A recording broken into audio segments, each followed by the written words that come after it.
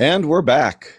I'm Bill Hellkamp of Reach Development Systems, and with me is Professor Scott Plum of the Minnesota Sales Institute. In complex relationship sales, there is usually more than one person involved in the overall decision to make a change. In addition to the most common motive in finding 3 reasons to change, there may also be more than 3 people affected.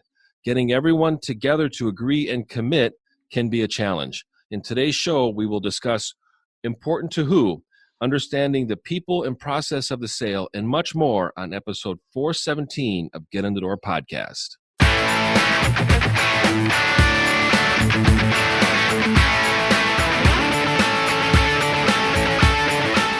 Well, we are starting our new book today for our book club, The Challenger Sale, Taking Control of the Customer Conversation by Matthew Dixon and Brett Adamson. I have not read this book, so I'm interested to get into it, but we did want to start with the foreword and introduction. 1, because you can find out some good things if you actually read those, and 2, because Scott wrote one for his book, and he wants everyone to start reading forewords and introductions. No, I know how important they are, and I know how important it is in this book, because it really adds the context of the overall book is reading the foreword and introduction. Well, the foreword was written by Neil Rockham. He was the author of Spin Selling. So obviously he's been one of the people leading the charge on new ways to sell and new ideas on how to sell.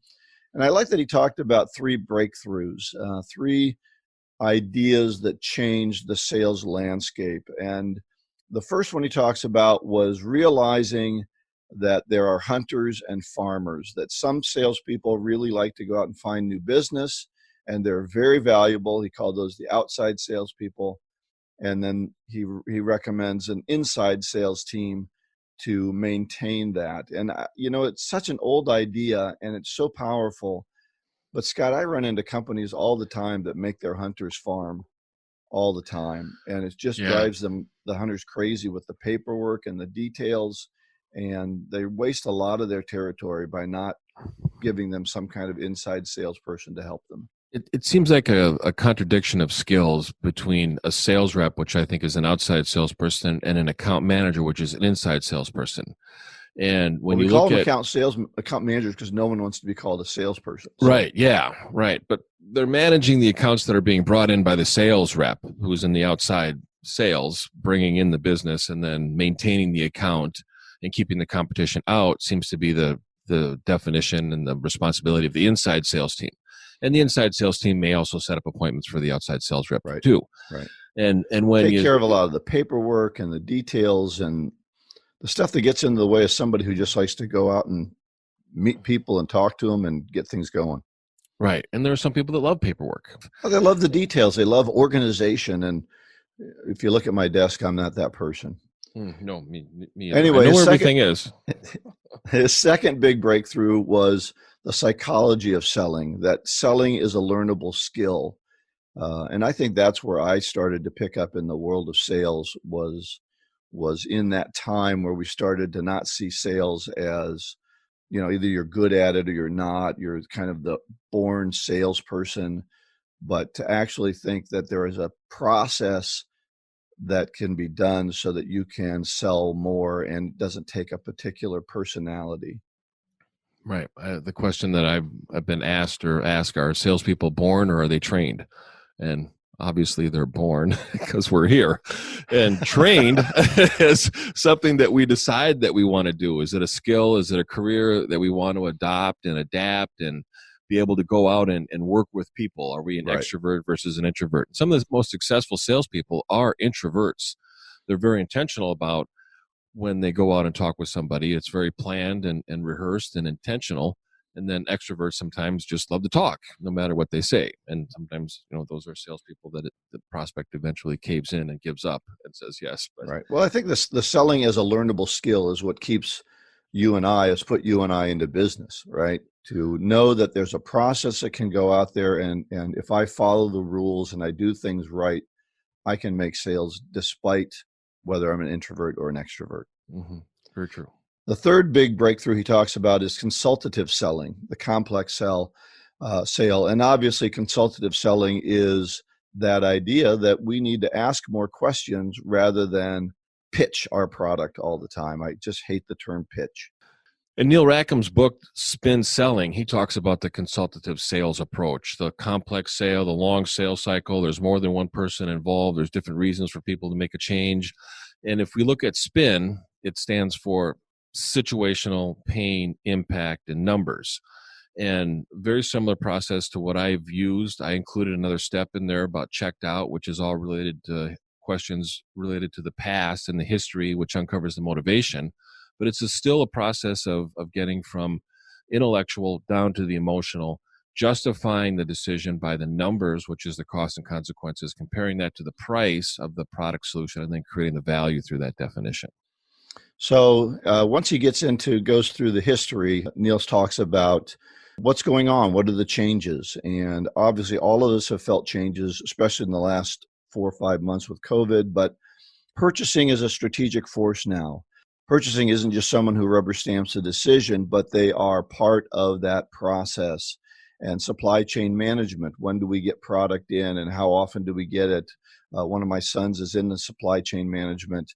Sourcing is a big part now for his company because he's in med device. So where is it sourced and how is it made? And so it's much more complex what's going on behind the product versus just getting a product into the marketplace. And what he talks about is no one has really come up with the next big breakthrough. And he asked the question, will it be the Challenger sale? So they've done some research looking at what makes salespeople successful in this book. They had over 6,000 respondents, which is huge. They talk about who is the star performer. I know they have, 5 different styles they talk about, Scott? Yeah, 5 personalities. So one of them is a relationship builder, which I guess he takes into assumption that it's always been the relationship builder that is the sales winner. What it seems to be, obviously, is that the Challenger is going to be the big seller here, and that's what the whole book is about. So I think that's exciting to see what we're going to find out with the Challenger sale. Why don't you want to talk about the introduction a little bit? Sure. And I'll go into the 5 personalities or the 5 types of salespeople. They've got the hard worker, the challenger, the relationship builder, the lone wolf, and the reactive problem solver. And obviously the hero in the book is the Challenger sale. That's the name of the book. Yeah, exactly. That was kind of a giveaway for me. It was. So that's the hero. That's the person that survives and wins everything. The person who loses the most is the relationship builder. And there's really, I think, 2 messages that come out of this book.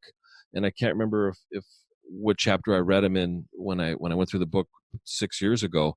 And that is, one is there's been a real shift in how prospects buy. And the Challenger sale is a person that comes to a prospect, does not ask what's keeping you up at night, but rather ask what should be keeping you up at night, and tells the prospect, here's what should be keeping you up at night. Don't give away the whole book here, Scott. Well, I wanted to look for it. Just because you read it before the rest of us haven't. Well, I mean, that's going to be one theme that hopefully people will see. So they come to the table. He read ahead, folks. He read ahead. They talk to the prospect. And now he's that's why he wanted to do the introduction. That's why I wanted to do this book, because I already read it. So, he's just looking at the underlined parts. Don't let him fool you. That's right. Yeah. So that's one point, is come to the prospect with information related to the marketplace and things that they should know. You are then considered a resource. You're going to see that theme.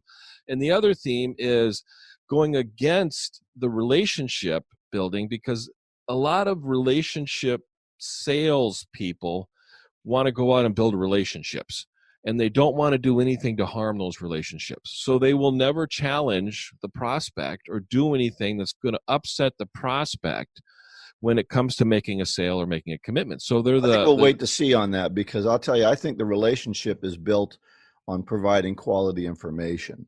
So if they're saying the relationship builder is only somebody who, is a good time Charlie, let's go to the ball game and go out to lunch, I don't think that's much of a sales process anyway. So no, it's not. And it's a little bit more of the schmoozer type of a salesperson, which can be a relationship builder person. But we'll see how the novel unfolds as we continue with the story. But I've noticed that, as long as you don't give it away next time. I won't. I'll try not to give away the punchline.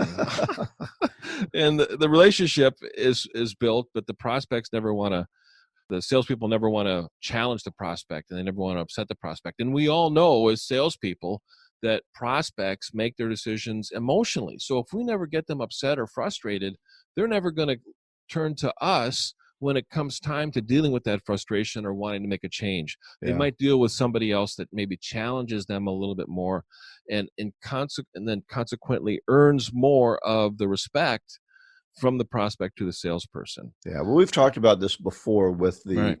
with the inability of a salesperson to ask the difficult questions, and you end up just being, if you're a true relationship builder in what it seems to be their context, afraid to challenge, then you're never going to ask the difficult question, and you're never going to get the big sale. You're just going to get, maybe you'll get the repeat sale, right? Okay, how many more of these do you need? Let's go out to lunch. Right. But you've got to be willing to ask that challenging question. So that's where I'm looking forward to it. Now, where they came up with this, obviously, is these 6,000 different surveys that they did, conversations that they had. This was done during the downturn of 2009, and a lot of salespeople were not able to sell, and they were finding that the challenger was really still able to stay in business and thrive even during a downturn. So it was a unique opportunity, a unique time that they did this research. So that's going to have some value for today. I don't know if we're in as much of a downturn, but we're all challenged with finding a new way to go out and make things happen. There's another theme to the book is, if you don't challenge them, you won't change them. And change begins with consideration. So once you challenge them, they consider other options, and people don't agree to buy, they agree to change. And what they change is their truth. So their truth changes, and then they look for a new truth, which is a new solution to solve a new problem. So folks, if you're looking for that in the introduction, it wasn't there. No. Scott's reading ahead again, so just be careful. That's my own summary. That's my own opinion of how I interpreted it. So, but I that's how I kind of interpreted, sometimes the process of change and challenging, and how I've been challenged by people to change. And, sometimes that's what a good coach is somebody that challenges a person in a way that gives them the confidence and the support and the tools and the attitude and new beliefs to attempt something different. But sometimes ticks them off. It does, but and I've had coaches and therapists tick me off too, and then I come back and they're absolutely right. But you got to have time to absorb it, don't you? Right, and that's where my truth changes, because truth is our own self-perception. It's based on our perception, on how we determine truth. All right. I digress into a philosophy class, but sometimes that's where it begins. This segment of Get Into the Door podcast is brought to you by The Art of Prospecting, your guide to getting in the door, by Steve Kloida. Steve Kloida was known internationally for increasing salespeople's ability to make solid appointments with qualified prospects. You too can learn this essential skill by ordering a copy of his superb book, The Art of Prospecting, your guide to getting in the door. In this book, Steve shares the top strategies and tactics he has developed, implemented, and personally tested with more than 1 million sales and prospecting calls. You can get his book on the website, theprospectingexpert.com. In addition, check out his other great online resources.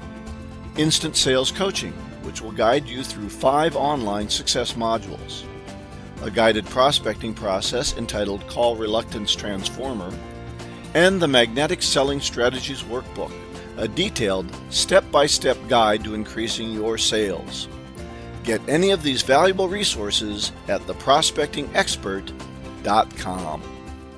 So our topic today is important to who, understanding the people in the process involved in the sales. And this is kind of the cast of characters of everybody that's involved in more of the complex sale, more of the involving more than one person, more of outside of just a purchasing person, more outside of a transaction. But that's hard, Scott. I just want to talk to my friend that I know, and we'll take my call.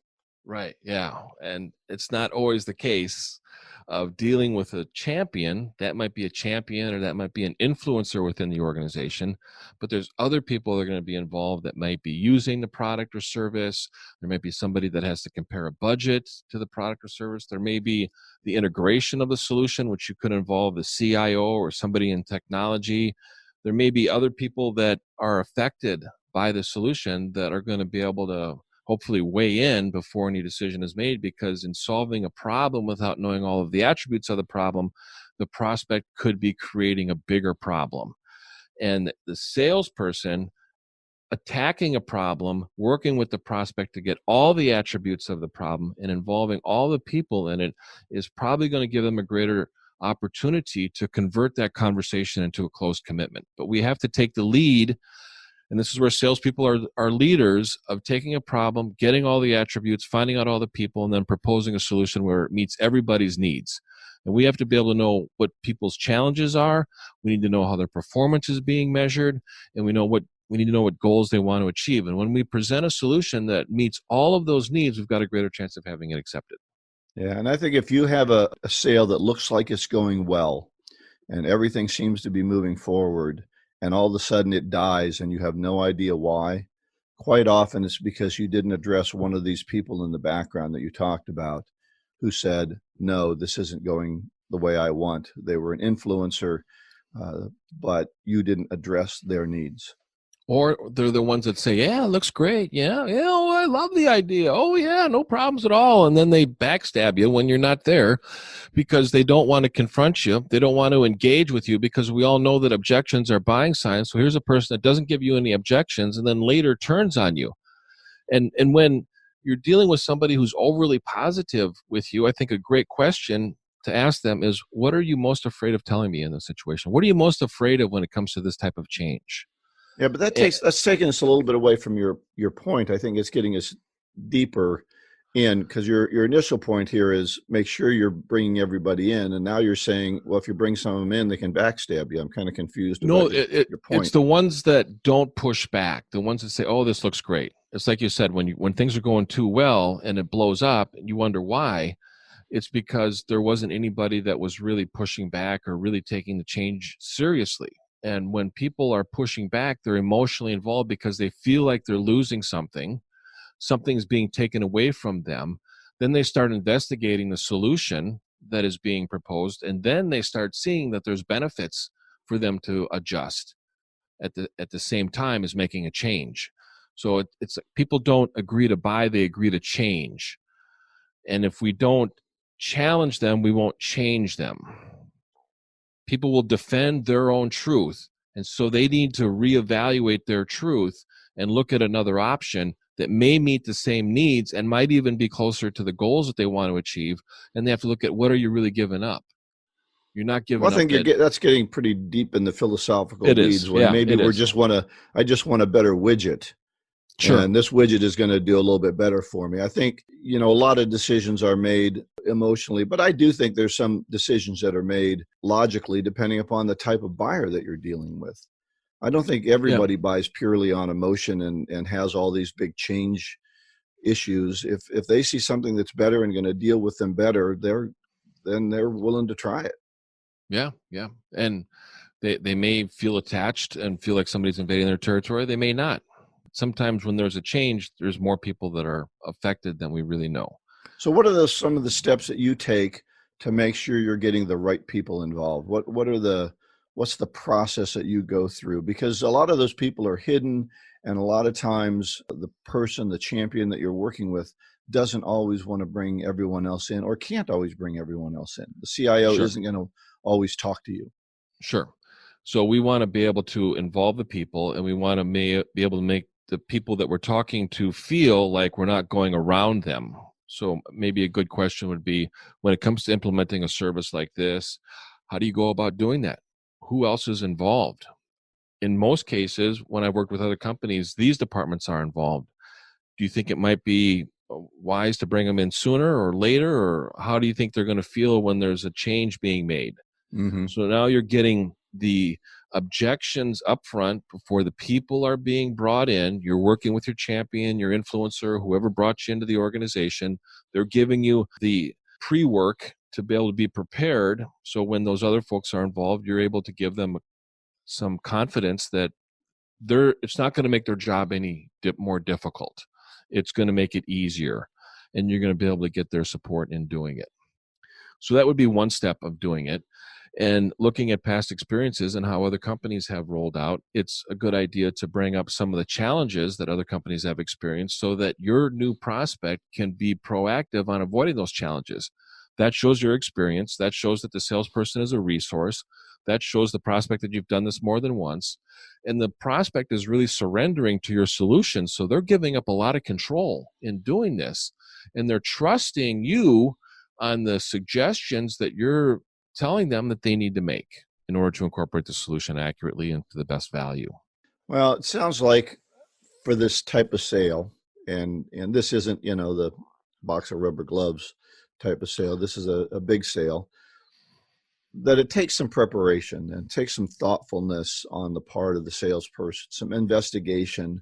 You don't walk into it with your sales book and a couple of ideas and say, let's buy this. You're going to have to really figure out who some of these other people might be. Mm-hmm. I think of the example of a phone system. If you're selling a phone system to a company, who's going to be involved in that decision? And it's going to be more than just the person that's in charge of the facilities. You're going to get the chief, information officer. You're going to get people involved as to how they're going to deal with voicemail, the phone company that you're buying your service through. Maybe the sales manager wants to be able to make sure that they can use the phone system to be able to manage and lead the salespeople, not to mention the person that's at the front desk answering the phones and other people that are using the phone. So it's a complex sale, and it involves more than one person and one department. So we need to make sure that we involve everybody so that they can see the value and support the change to be able to get closer to some of the goals that they want to meet. And I think after you've identified who those people are and you can hopefully have some conversations with them, you need to start looking at their buying motive. What's their motivation? How do they buy? What do they think about it? I know that change is difficult, but some people do buy things based on the economic impact of it. And so, we call them the economic buyer. They're the budgeter. They write the checks, those sort of buyers. I get involved a lot with the technical buyer, the person, for me, who is really interested in looking at how something works. So when I'm in the sales process, they quite often want some assurances that when we train them, they're going to be able to see the changes and that it's going to have an ROI effect for them. So they want to know what's going to happen and how is each class going to be run. And then you've got the bigger decision maker, which we call the influencer, somebody that's going to maybe be in that CIO position, or the executive, the sales executive, who might not be making the decision directly, but they're going to be impacted by it. So really looking at how those different people process ideas and why they make decisions, I think, is an important part of making that complex sale come together. I think of one change. I had a good friend that worked at the newspaper here, and they adjusted the size of the paper because, a new plant or, a new supplier, and the crossword puzzle didn't fit on the quarter page. So they went from a big broad format to a smaller format, and all of a sudden that crossword went over to the other half of the page. That's the other thing people read it for anymore. Well, and the emails and the phone calls and the people just push back. The crossword puzzle doesn't fit on the quarter page anymore. How do you expect me to do this? And it's like, we didn't even think of that, or we didn't even tell the person who does the formatting to make sure that the crossword puzzle fits on a quarter page. I have to fold my paper differently now. Yeah. So, oh my God, this change. I mean, it's I had a situation, a client that I was working with that does metal fabrication, and the executives made the decision on buying a new cutting machine, and there were two choices. I think one was a plasma cutter and one was a mechanical cutter, and the mechanical cutter left a lot of burrs, but it was like $100,000 less. So what did they buy? They bought the mechanical cutter. It sits unused because they have to deburr every piece of product that comes off of it, and nobody wants to touch it. So instead of saving $100,000 because they didn't talk to the people who actually used the machine, they wasted $200,000 by making a choice that was wrong. So it's also good for the purchaser if you can help them involve other people that are going to be using the materials or using the system or taking the class from you. I think it's always so powerful to have conversations when I go into a client with the people who are going to actually be taking the classes and asking them what their needs are. And we learn so much that the executives in the organization never knew. Right. So true. We so come it's at a it from a big different benefit perspective. and to go into this challenger, right? We're going to be mixing that in with what we do, but to bring new people in is a challenging piece for some organizations. They don't want to bring in the user. Right. So true. This segment has been brought to you by the Jumpstart Sales Coaching Program, presented by the host of the Get in the Door podcast. Business is heating up, and now is the time to get back on the selling track. While others wait for the market to improve, prospects and opportunities await you now. Perhaps you want to be more productive on your prospecting, or you'd like to increase your closing percentage. Maybe having meetings online is not as comfortable as being in person. Sales reps are telling us they need some honest accountability and skill development to rise above the competition. Whatever your reason, this is the perfect time to engage with an experienced sales coach. That is why the host of Get in the Door podcast, Professor Scott Plum and Bill Hellkamp, have developed the Jumpstart Sales Coaching Program. For only $495, you can receive personal coaching from the same sales professionals you enjoy on this podcast. It all starts with a discussion to give us your insights into your specific goals, challenges, needs, and motivation. After your 1-hour online session to jumpstart your coaching process, you will receive 5 more half-hour individual coaching sessions to enable you to make improvements over time and create new habits. Most salespeople make their money back with just one sale. Go to getinthedoorpodcast.com to contact Bill or Scott about the Jumpstart Sales Coaching Program. Do you believe you deserve better results? Now is the time to invest in yourself and invest in your future. Well, we'll close out today with our golden nugget. This is from Tom Hopkins, the sales guru of all sales gurus, right? Begin always expecting good things to happen. So a very positive attitude as you go into the sale. Begin always expecting good things to happen. An eternal optimist. I don't know how realistic, but an eternal optimist. Well, do you think you should expect bad things to happen? I think you should plan on problems. I think that you should work on, if there are obstacles that come in the way, how are you going to deal with them, and have backup plans to certain things. Not that you need to spend a lot of time on them, but consider some of the challenges that go along the way as you're making a change. I think the challenge for a lot of salespeople, though, is if they get into that mode too soon, then they just don't even make the call, right? True. They get the head game going on, the what if. Well, what if I call him and he doesn't like me? And what if I call him and he's mean to me? And what if then they just don't even make the call. So I think for calling, for those appointments, to have some expectations, and an expectation or a positive mental attitude doesn't mean that good things always happen. I think what it really means is that you're able to see the good in what happens. So I have a good friend of mine, just a great guy, whose daughter got sick with like a flesh-eating bacteria, and it actually ate up her leg until she only had about a 2-inch nub on her hip. And they were so excited because if you had 2 inches of bone left, she could get a prosthesis for us. Wow. So and then she went blind because of some other things that happened and they're so optimistic about what's going to happen. She's so optimistic about what's going to happen that she sees the good in what's going on and is able to bring other people up who would be more worried about it. And so good things don't always happen to optimistic people, but they're able to find the good in what happens. Just because I'm optimistic and think I'm going to find a good parking spot doesn't always mean I find the parking spot in front of the door. It means I'm happy with the parking spot that I found. Oh, that's a good point. A little backstory on Tommy Hopkins. He wrote the book, How to Master the Art of Selling, I think in 1977, which really put him on the map. And his sales was in real estate. And one of his techniques when he did an open house is everybody that came through the open house got a pint of ice cream. He gave out pints of ice cream to the people, the potential buyers that came through the house, and he was practicing in Scottsdale, Phoenix, Arizona. So why do you suppose he did that? Well, it would sound like it would melt. It would cause people to stop looking at houses and go home and put it in the freezer, which is exactly what he wanted them to do. Here, let me give you this, this is the last pint of house they ice looked cream. at. Yeah. So here, this is for you. Okay, now go home and put it in the freezer. Okay, so stop looking at houses. And all of a sudden, he followed up with them the next day and said, I got some other houses that I might want to show you. That was his secret weapon. I mean, Well, that's kind of interesting. Yeah. Well, I think you can be an optimist, but as Scott says, make sure that you plan and still be able to confront issues as they come up. All the information that Bill and I shared with you today will be in the show notes. So look for it there. And the show notes are at the website, getinthedoorpodcast.com. And next week, we will be talking about Chapter 1 of the Challenger Sale, the evolving journey of solution selling. Sounds like some more setup to what's going on.